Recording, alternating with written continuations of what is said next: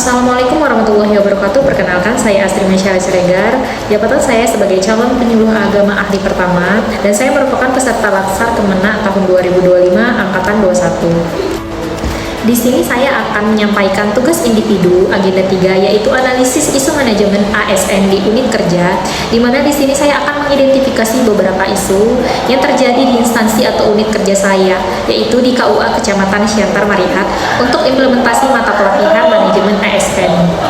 Berikut saya identifikasi beberapa isu aktual yang terjadi di KUA Kecamatan Siantar Marihat.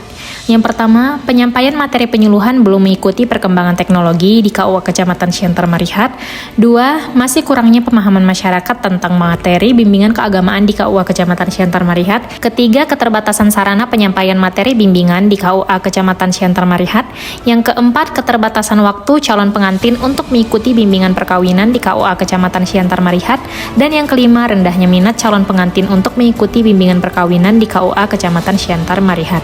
Berikut saya deskripsikan isu tersebut dengan menghadirkan data dan fakta yang relevan. Pada isu yang pertama, terdapat fakta di lapangan bahwasanya dakwah dan bimbingan masih dilakukan secara langsung dan tatap muka. Kurangnya pelatihan bagi penyuluh untuk pengemasan materi berbasis digital dan keterbatasan kompetensi sumber daya manusia. Pada isu yang kedua, kurangnya dialog dan interaksi antar umat atau antar agama. Saat dilakukan pertemuan berulang pada binaan yang sama, ternyata masih banyak jamaah yang belum memahami kajian di pertemuan sebelumnya. Dan menurut data Puslitbang, tingkat pemahaman penghayatan dan pengamalan ajaran agama oleh masyarakat masih dirasa kurang memadai. Pada isu yang ketiga, banyak penyuluh yang masih terbatas pada penggunaan alat sederhana seperti papan tulis, media cetak, bahkan media interaktif atau multimedia, lalu keterbatasan anggaran untuk membeli peralatan yang modern. Pada isu yang keempat, di mana fakta yang terjadi calon pengantin memiliki jadwal yang padat karena pekerjaan, kuliah, atau urusan keluarga, terutama jika bimbingan diadakan pada hari kerja. Lalu, calon pengantin memiliki waktu untuk mengikuti bimbingan perkawinan itu bertabrakan dengan jadwal penyuluh ke lembaga lintas sektoral. Pada Surat Edaran Dirjen Bimas Islam Nomor 2 Tahun 2024 menetapkan bahwa calon pengantin wajib mengikuti bimbingan perkawinan. Pada penelitian efektivitas pelaksanaan bimbingan perkawinan pranikah calon pengantin di Kementerian Agama Bandung menemukan bahwa dari sampel calon pengantin yang mengikuti BIMWIN, banyak tujuan BIMWIN yang dirumuskan kurang sesuai dengan kebutuhan aktual calon pengantin. Pada isu yang kelima, studi di Bandung menyebutkan bahwa tujuan BIMWIN dirumuskan tetapi hanya 19,23% cocok dengan kebutuhan aktual calon pengantin. Ini bisa menjadi salah satu faktor penyebab calon pengantin merasa BIMWIN tidak relevan dan menurunkan motivasi untuk mengikuti. Lalu kurangnya sosialisasi atau pemahaman bahwa BIMWIN sekarang wajib atau manfaatnya besar. Beberapa calon pengantin mungkin masih belum tahu syarat baru atau anggapan bahwa bimbingan perkawinan hanya formalitas. Meskipun ada peraturan, jika calon pengantin tahu bahwa dalam praktiknya bisa tetap menikah meski belum mengikuti BIMWIN, mereka mungkin menunda atau mengabaikannya. Berikut dampak dan para pihak yang terkena dampak jika isu-isu tersebut tidak diselesaikan. Dampak pada isu yang pertama, penurunan efektivitas penyuluhan, ketidaksesuaian materi dengan realitas sosial, tidak meratanya akses informasi, dan turunnya kredibilitas KUA sebagai institusi layanan modern. Para pihak yang terkena dampak yaitu calon pengantin, penyuluh, kepala KUA, KUA sebagai lembaga pemerintah, Kementerian Agama yaitu pusat dan daerah, serta masyarakat luas. Dampak pada isu yang kedua yaitu pemahaman agama menjadi parsial sehingga praktik ibadah dan muamalah bisa tidak sesuai tuntunan syariat.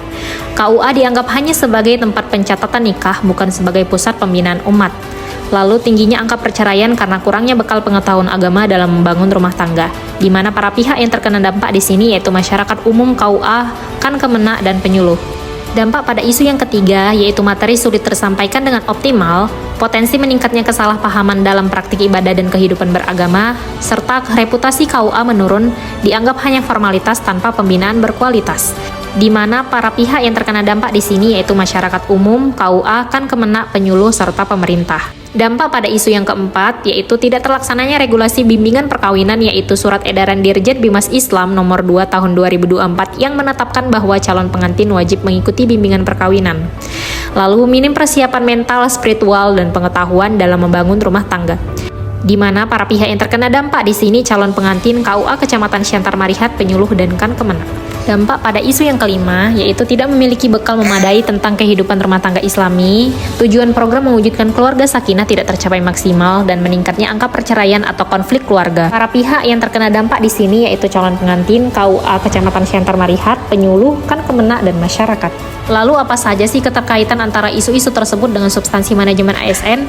Yang pertama, pengembangan karir dengan program-program yang dilakukan. Yang kedua, penghargaan dari Kepala KUA dan Kan Kemenak Kota Pematang Siantar. Dan yang ketiga, promosi berdasarkan perbandingan objektif antara kompetensi dan penilaian atas prestasi kerja. Lalu, kelima isu tersebut saya analisis menggunakan teknik APKL dan dapat kesimpulan.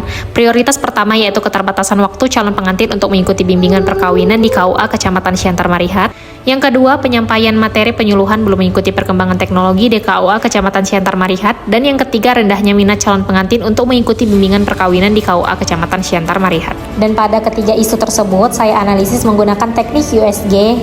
Dan isu yang menempati posisi pertama yaitu keterbatasan waktu calon pengantin untuk mengikuti bimbingan perkawinan di KUA Kecamatan Siantar Marihat. Untuk mendalami isu tersebut, maka dianalisislah menggunakan teknik fishbone.